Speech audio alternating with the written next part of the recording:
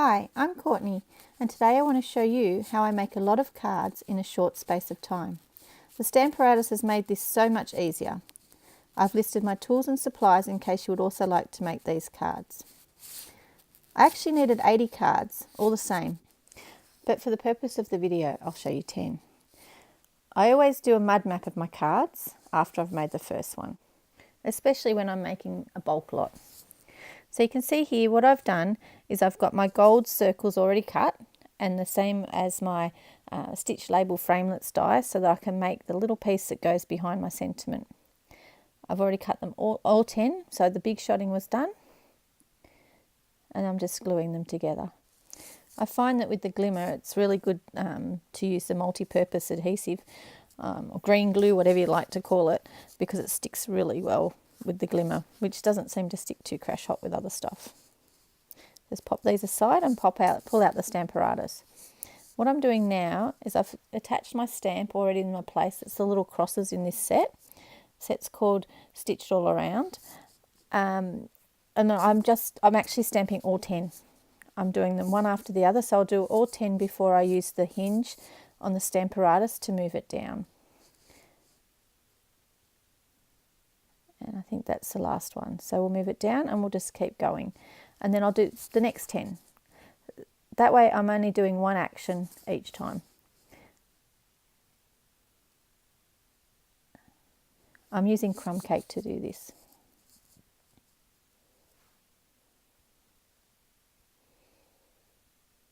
And I think that's the last one of those.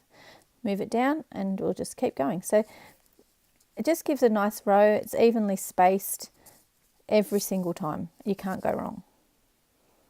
And every card looks the same. Took me about 2 hours to do all 80.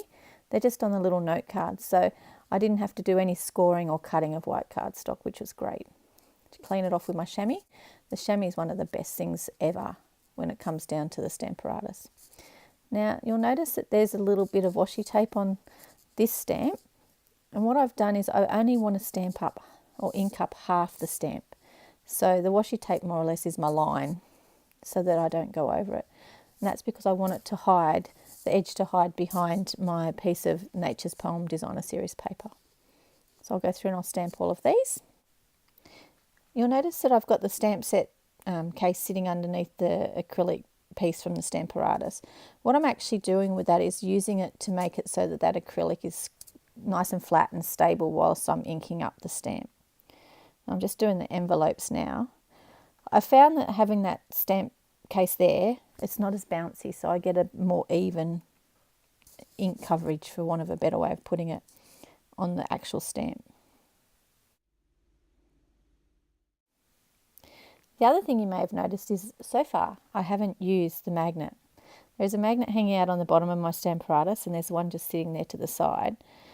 But I haven't needed it yet because I've been using the corner position, and every time my piece has actually gone right into the corner, so I haven't had to hold anything down. Now I'm going to pull out the magnet. We're going to create a template for the circle sentiment. We're going to ink it up once and stamp it onto that, let's say, fairly large piece of Whisper white cardstock. Take it away, and by the powers of magic I'm going to big shot that and cut it out. And I've had my children, as you do, cut out 80 circles. So I'm just showing you 10 again, just the 10 here. But I can use that template. I can just keep sticking my circle back in the hole, ink up my stamp, nothing else has moved, and I'm going to end up with 10 sentiments perfectly stamped every time. I'm actually looking forward to using this at Christmas to make my Christmas cards, considering I make so many of those. And we've done the last one. I'll just give that a bit of a clean and I'll just pack that up. You'll notice I pull out that other acrylic plate. They don't store on top of each other whilst they're both in the hinges. Okay, and we'll just lay these, pull back out my Tranquil Tide circles with a little bit of glimmer hanging out behind them. Behind my sentiment I'm sticking just 2 dimensionals on each one. Does anyone else find that the backs of dimensionals chase them around the house? My husband finds it most amusing that we keep finding them in all weird and wonderful places that usually I don't craft in. Okay, I just use my fingernails to pull them off. They're relatively easy.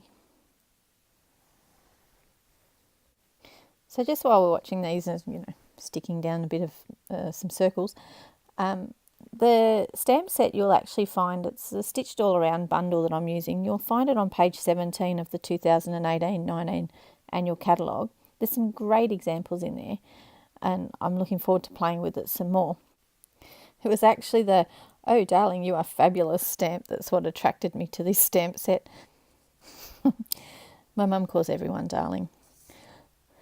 Okay, so we're just about finished those, and we'll just move them to the side.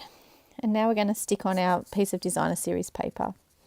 This is from the Nature's Poem designer series paper range, and I've just used, I really like the leaves on it, and that's where I pulled all my colours from. Again, I've pulled out the multi-purpose adhesive.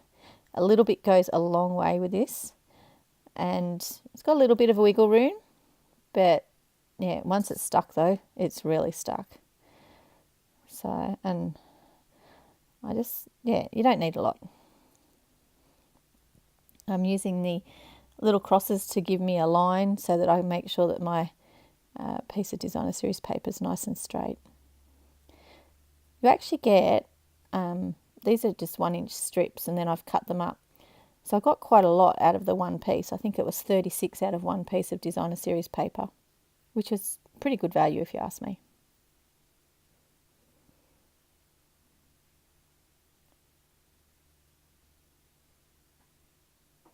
Okay, and I think we're done now. So the little note cards are actually already scored, so that makes it heaps easier to give them a really nice fold. Just do that. I always like to rub things over with my bone folder. Just seems to give it really, makes it really crisp. And one more to go. Okay, now we're going to stick our circles on. I've just used the multi-purpose glue again for these, just to put them on the back.